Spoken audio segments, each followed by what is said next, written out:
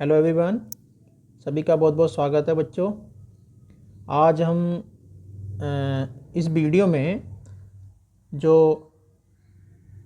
हिंदी का प्रमुख रचना हैं, गद्य हैं हमारे, ठीक है, उनकी विधा है और जो उनके रचनाकार हैं उनको हम आज डिस्कस करेंगे, क्योंकि इस टॉपिक से कम 3 से 4 नंबर आपको एग्ज़ाम में देखने को मिलेंगे। अगर आप इसको ठीक करके अगर समझ लेते हैं, पढ़ लेते हैं, ठीक है, तो मैं मानता हूँ कि यहाँ से 3-4 नंबर आपके पक्के हो जाएंगे। ठीक है, तो चलिए देखते हैं। सबसे पहले रचना दे रखी है हमारी ये, और उसके बाद दे रखी है मेरी विधा, यानी ये नाटक है, एकांकी है, उपन्यास है, क्या है, ठीक है, और यहाँ दे रखे हैं उनके रचनाकार यानी राइटर कौन है इसके। ठीक है भैया, तो चलिए सबसे पहले नंबर 1 पे क्या है, अंडे के छिलके। सही है, क्या है, अंडे के छिलके। ये जो है एक एकांकी है।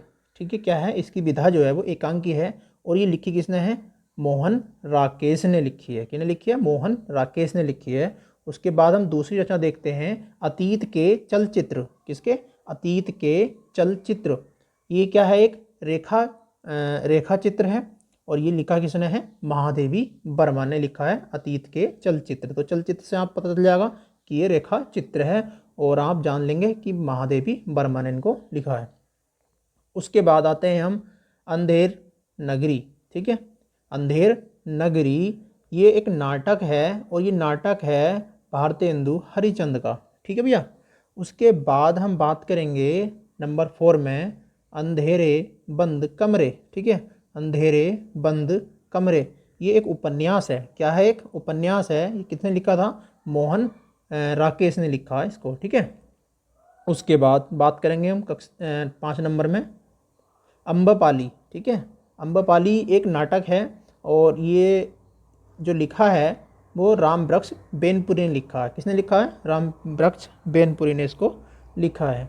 उसके बाद शिक्षा था हमारा अजात शत्रु। ठीक है, अजात शत्रु ये भी एक नाटक है, और इसको जयशंकर प्रसाद द्वारा लिखा गया है। ठीक है, उसके बाद हम बात करेंगे अतीत के चलचित्र। ये भी एक रेखा चित्र है, और ये भी महादेवी वर्मा ने लिखा है। तो यहाँ पर रेखा चित्र और चलचित्र के बारे में आप अच्छी तरीके से समझ चुके होंगे। उसके बाद हम बात करेंगे 8 नंबर, अपनी खबर। ठीक है, अपनी खबर ये एक आत्मकथा है। ठीक है, क्या है, एक आत्मकथा है। ये लिखा है पांड्य, बेचन, शर्मा या उग्र भी क्या बोल सकते हैं। ठीक है, तो उसके बाद हम आगे चलते हैं। चलिए, उसके बाद आता है 9 नंबर पे, अशोक के फूल। क्या है, अशोक के फूल ये एक निबंध है। क्या है, कि निबंध है, और लिखा किसने है, आचार्य हजारी प्रसाद द्विवेदी ने। ठीक है, आचार्य हजारी प्रसाद द्विवेदी ने इसको लिखा है। ठीक है, उसके बाद आता है 10 नंबर, उसके बाद 10 नंबर अर्धनारीश्वर। ठीक है, उसका ये जो है एक निबंध है, और ये रामधारी सिंह दिनकर ने इसको लिखा है।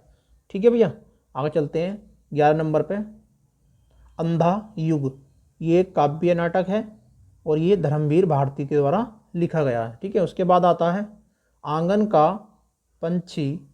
ठीक है, और बंजारा मन। आंगन का पंछी और बंजारा मन ये एक नाटक है। ये लिखा किसने है, ये लिखा डॉक्टर विद्यानिवास मिश्र ने। ठीक है भैया, आगे चलते हैं, आखिरी चट्टान बहुत इंपॉर्टेंट है। आखिरी चट्टान ये एक यात्रा व्रत है, और ये है मोहन राकेश के द्वारा लिखी गई। ठीक है, आखिरी चट्टान। उसके बाद बात करते हैं आधे अधूरे सपने आधे अधूरे। ठीक है, ये क्या है, एक नाटक है, और ये भी मोहन राकेश के द्वारा लिखा गया है। ओके, उसके बाद चलते हैं आगे, 15 नंबर है आवारा मसीहा। ठीक है, आवारा मसीहा ये एक क्या है, हमारी जीवनी है, और ये विष्णु प्रभाकर के द्वारा लिखी गई है। ठीक है, आवारा मसीहा जीवनी है, विष्णु प्रभाकर के द्वारा लिखी गई है। उसके बाद आगे बात करते हैं 16 नंबर में, आषाढ़ का एक दिन। ठीक है, आषाढ़ का एक दिन ये क्या है, एक नाटक है। ठीक है, ये भी भैया मोहन राकेश के द्वारा ही लिखा गया है। उसके बाद बात करते हैं 17, आस्था के चरण। क्या है, आस्था के चरण ये एक निबंध है। क्या है, निबंध है। ये किसने लिखा है, डॉक्टर नगेंद्र द्वारा इसको लिखा गया है। उसके बाद चलते हैं आगे। चलिए 18 नंबर है हमारा, एक बूंद सहसा उछली।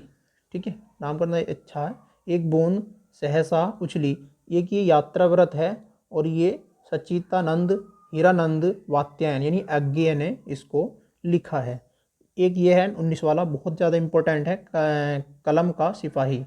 सही है, कलम का सिपाही ये एक जीवनी है और ये अमृत राय द्वारा लिखी गई है। ठीक है भैया, इसको ध्यान रखेंगे, मोस्ट इम्पोर्टेंट है।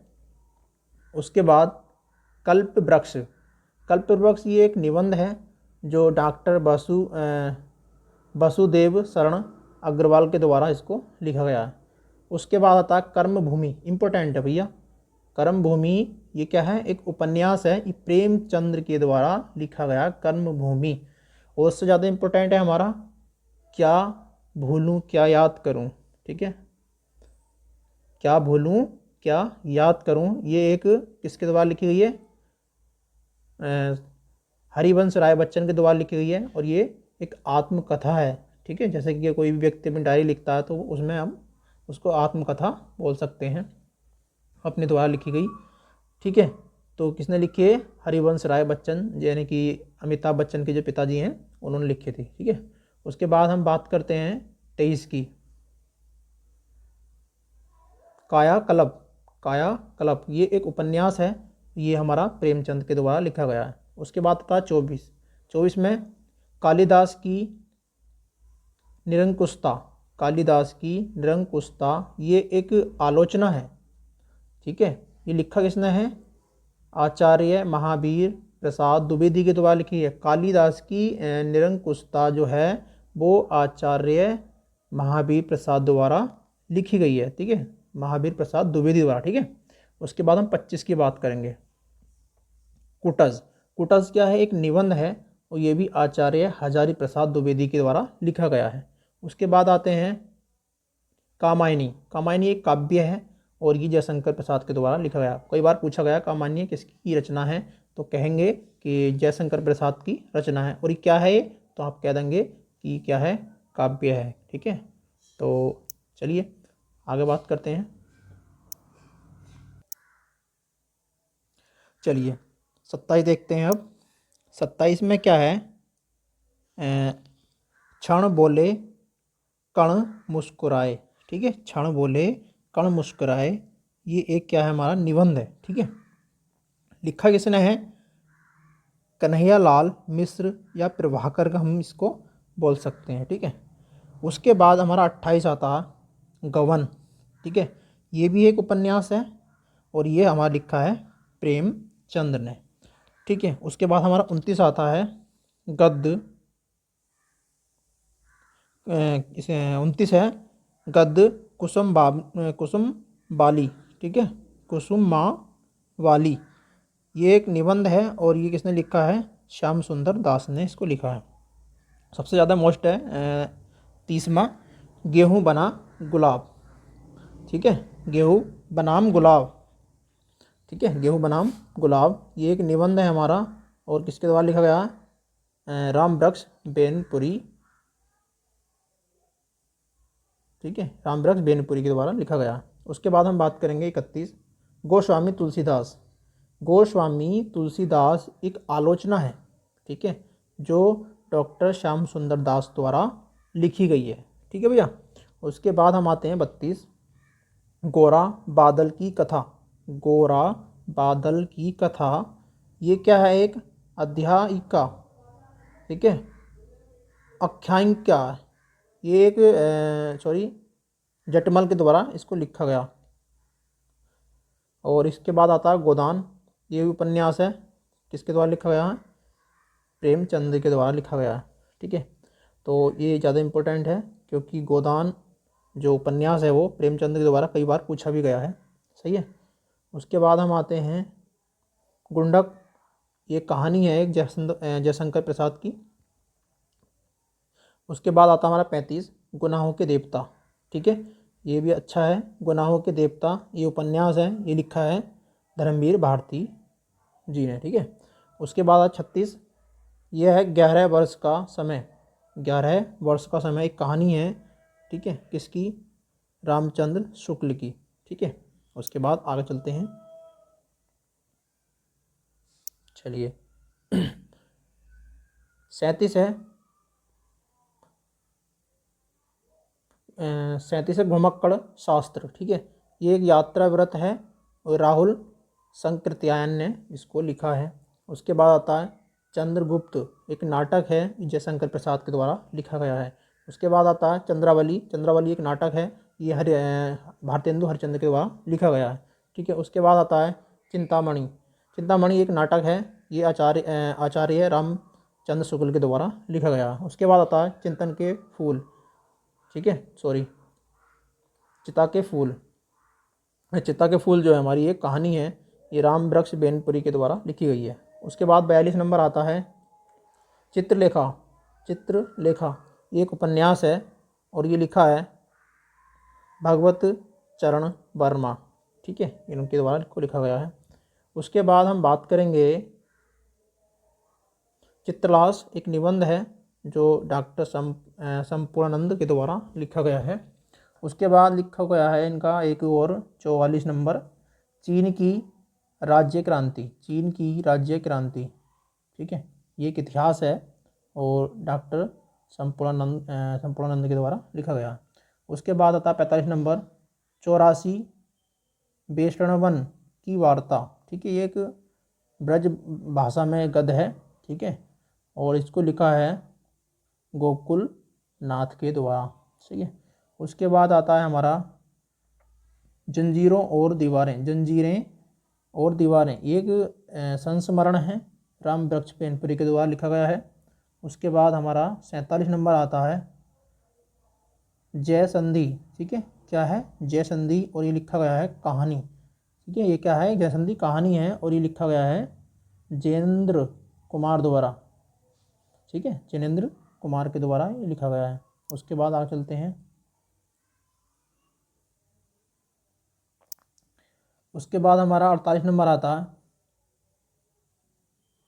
जैसे उनके दिन फिरे, ठीक है, जैसे उनके दिन फिरे, एक कहानी है ये, सही है, और ये हरिशंकर परसाई के द्वारा लिखी गई है। 49 की बात करें तो हम ठलुआ क्लब, ठीक है, ठलुआ क्लब एक निबंध है, ये गुलाब राय के द्वारा लिखा गया है। उसके बाद हम 50 की बात करें, तुम चंदन हम पानी, ठीक है, एक निबंध है, तुम चंदन हम पानी, किसके द्वारा लिखा गया? डॉक्टर विद्यानिवास मिश्र के द्वारा, ठीक है। उसके बाद हम बात करते हैं त्यागपत्र, ठीक है, त्यागपत्र उपन्यास है एक और ये लिखा गया है जैनेन्द्र कुमार के द्वारा। उसके बाद 50 की बात करें, त्रिशंकु एक निबंध है और ये सचितानंद हीरानंद के द्वारा लिखा गया है। 53 की बात करें, दिल्ली दरबार दर्पण, ठीक है, दिल्ली दरबार दर्पण एक निबंध है और ये भारतेंदु हरिश्चंद्र के द्वारा लिखा गया है, ठीक है। उसके बाद 54 की बात करें, दीपदान, ठीक है, क्या है? दीपदान एक क्या है? एकांकी है और ये डॉक्टर राजकुमार वर्मा के द्वारा लिखा गया है। उसके बाद दूध के दांत, बहुत इंपॉर्टेंट है भाई, मोस्ट है। दूध के दांत एक नाटक है और ये मोहन राकेश के द्वारा लिखा गया है। उसके बाद हम बात करते हैं आगे ध्रुव स्वामिनी, एक नाटक है, ये जयशंकर प्रसाद के द्वारा लिखा गया है। उसके बाद आता है नेहूस, एक नाटक है, ये गोपाल चंद्र गिरधर दास के द्वारा लिखा गया है। उसके बाद आगे चलते हैं, उसके बाद आता हमारा 58 नासिकेतोपाख्यान, ये एक खड़ी बोली का गद्य है और इसको लिखा है सदन मिश्र के द्वारा, ठीक है। उसके बाद आता है निराला की साहित्य साधना, एक आलोचना है और ये लिखा किसने है? डॉक्टर रामविलास शर्मा के द्वारा लिखा गया है। उसके बाद आगे चलते हैं नील देवी, ये एक नाटक है और ये भारतेंदु हरिश्चंद्र के द्वारा लिखा गया है।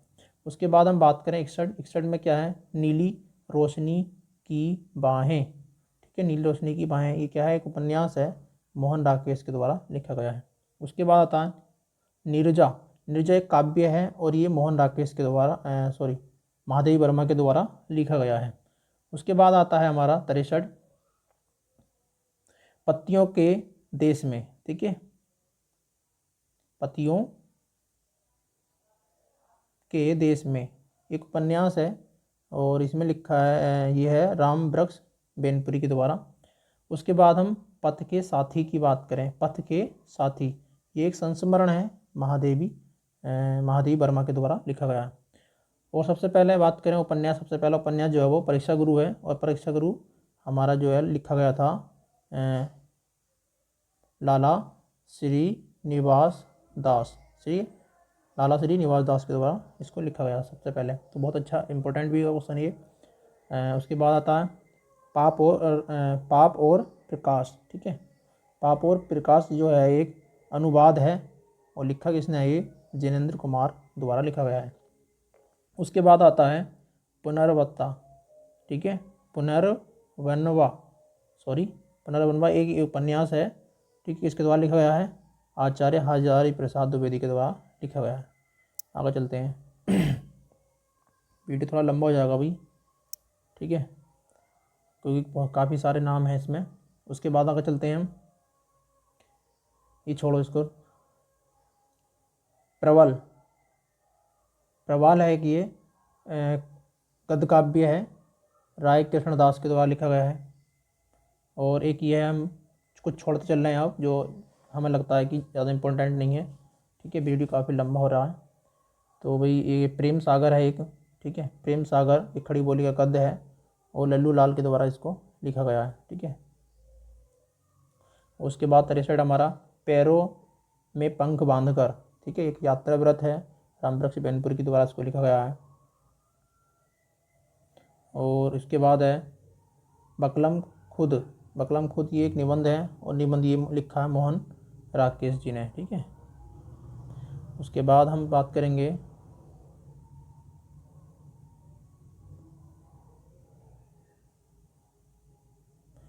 सतहत्तर की बात करेंगे, बिखरे फूल, ये एक निबंध है, रघुवीर के द्वारा लिखा गया है, ठीक है।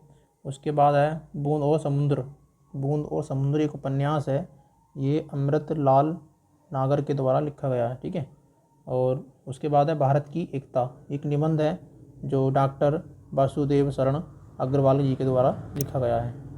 उसके बाद बात करेंगे भारत भारती, एक काव्य है, मैत्री शरण गुप्त के द्वारा इसको लिखा गया है, ठीक है। भारत जननी एक भारतीय है और भारत जननी है, तो भारत जननी जो है वो नाटक है, ठीक है, भारतेंदु हरिश्चंद्र के द्वारा उसको लिखा गया, ठीक है। चलिए आगे देखते हैं, अब आगे है हमारा 82 भारत दुर्दशा, ठीक है। ये एक नाटक है, भारतेंदु हरिश्चंद्र के द्वारा लिखा गया है। उसके बाद हमारा आता है 83 भाषा रहस्य, ठीक है। भाषा रहस्य एक भाषा विज्ञान है जो डॉक्टर श्याम सुंदर दास जी ने इसको लिखा है, ठीक है। भाषा रहस्य एक भाषा विज्ञान है और डॉक्टर श्याम सुंदर दास द्वारा इसको लिखा गया है, ठीक है। उसके बाद हम बात करें 84 पे भाषा योग वशिष्ठ, ठीक है। तो ये खड़ी बोली का गद्य है और राम प्रसाद निरंजनी के द्वारा इसको लिखा गया है।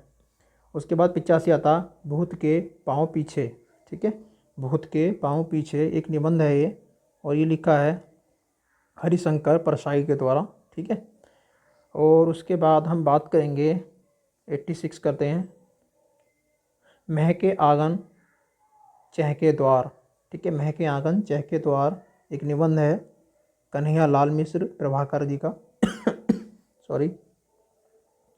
माटी की मूर्तें, ठीक है। माटी की मूर्तें एक रेखा चित्र है, रामवृक्ष बेनपुरी के द्वारा इसको लिखा गया। फिर उसके बाद 88 माटी हो गई सोना, ठीक है। माटी हो गई सोना ये भी एक रेखा चित्र है और ये हमारा कन्हैया लाल मिश्र प्रभाकर द्वारा लिखा गया है। उसके बाद हम बात करेंगे 89 की माता भूमि, ठीक है। माता भूमि ये एक निबंध है डॉक्टर वासुदेव शरण अग्रवाल जी का। और उसके बाद है मेरा परिवार, मेरा परिवार, यानी कि ये भी एक रेखा चित्र है और ये लिखा गया किसके द्वारा, महादेवी वर्मा जी के द्वारा इसको लिखा गया है। और उसके बाद हम बात करते हैं 91 में कहा गया है कि मेरा जीवन प्रवाह, मेरा जीवन प्रवाह ये क्या है, एक आत्मकथा है और ये लिखा किसने है, वियोगी हरि जी द्वारा लिखा गया है।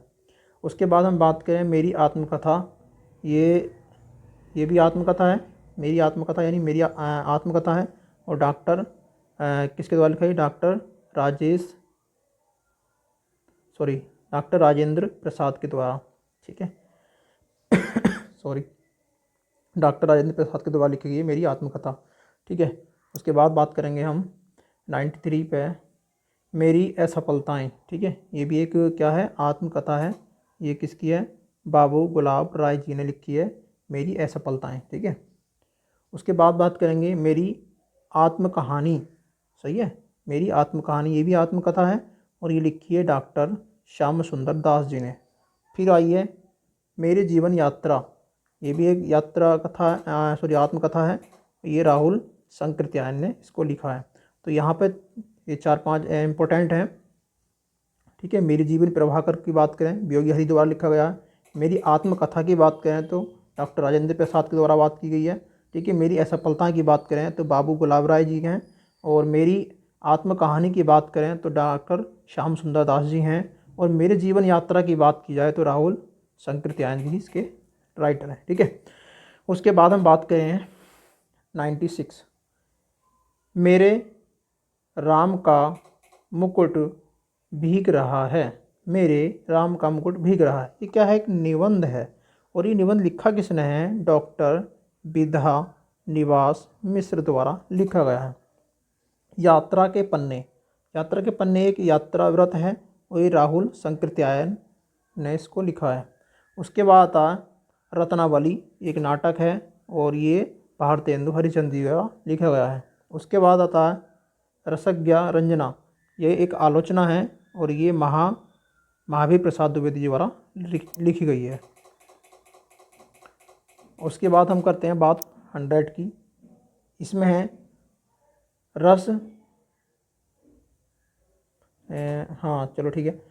इसमें है रस मीमांसा निबंध, यानी कि आचार्य रामचंद्र शुक्ल के द्वारा इसको लिखा गया है। उसके बाद बात करते हैं हम 101 की, रानी केतकी की कहानी, बहुत ज़्यादा इंपॉर्टेंट है, कई बार पूछा गया है एग्जाम में। रानी केतकी की कहानी, ये क्या है, गद्य है, ठीक है, खड़ी बोली की एक गद्य है और ये इंसा अल्लाह खां के द्वारा लिखा गया है, ठीक है भैया। और उसके बाद बात करते हैं 102 की, रूपक रहस्य, यानी कि आलोचना है एक, ये है डॉक्टर श्याम सुंदर दास जी की, सही है। उसके बाद करते हैं बात लहरों के राजहंस, एक नाटक है, मोहन राकेश द्वारा इसको लिखा गया है। उसके बाद करते हैं लिखी कागद कोरें, ठीक है, एक निबंध है, ये कई बार पूछा भी गया है, ठीक है। किसके द्वारा लिखा गया है, सच्चिदानंद हीरानंद वात्स्यायन अज्ञे के द्वारा इसको लिखा गया है। उसके बाद बात करें बंदे वाणी विनायको, निबंध है इसका रामवृक्ष बेनपुरी जी का। और उसके बाद वात्स्यायन एक कहानी है जो जैनेन्द्र द्वारा लिखी गई है। उसके बाद आए 107 विचार और अनुभूति, ठीक है, विचार और अनुभूति एक आलोचना है और ये डॉक्टर नागेंद्र के द्वारा लिखी गई है। 108 की बात करें विचार और वितर्क, ठीक है, विचार और वितर्क एक निबंध है, हजारी प्रसाद द्वारा लिखा गया, ठीक है। उसके बाद हम बात करेंगे 109 की विचार विमर्श आलोचना है और ये आलोचना हजारी प्रसाद द्विवेदी द्वारा लिखी गई है, ठीक है। उसके बाद हम बात करते हैं बात करेंगे श्रृंखला की कहानी, ठीक है, श्रृंखला की कड़ियाँ एक रेखा चित्र है महादेवी वर्मा, जहाँ जितना भी महादेवी वर्मा की बात आवे तो रेखा चित्र ही है लगभग सारे उनके, ठीक है।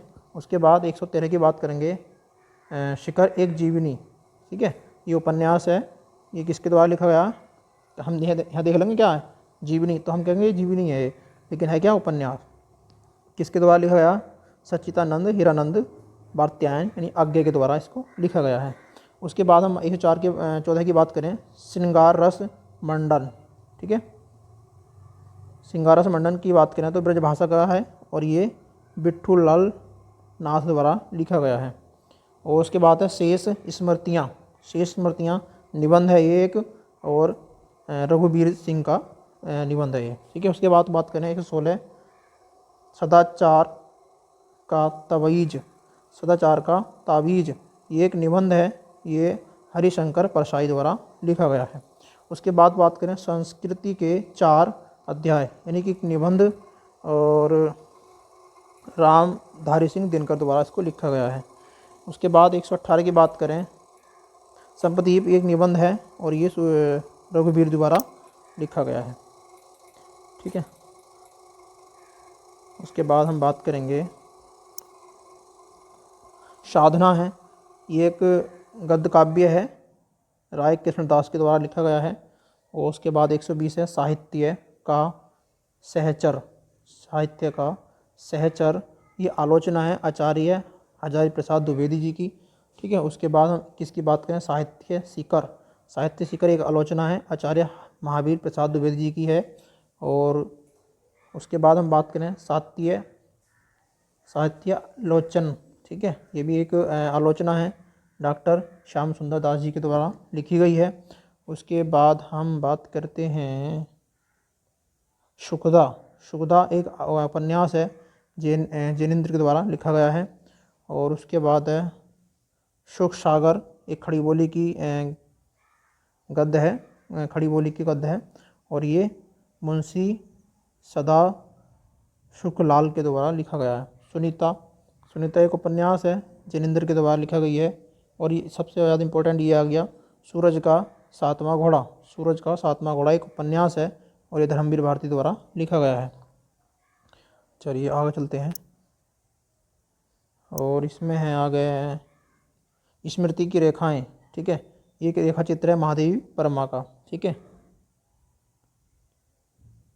और हंसते रोते। ठीक है, हंसते हैं रोते हैं एक कहानी है, किसकी है ये, हरिशंकर परसाई जी की। सही है, चलिए उसके बाद हम बात करते हैं, और रही हैं 2-3 अब।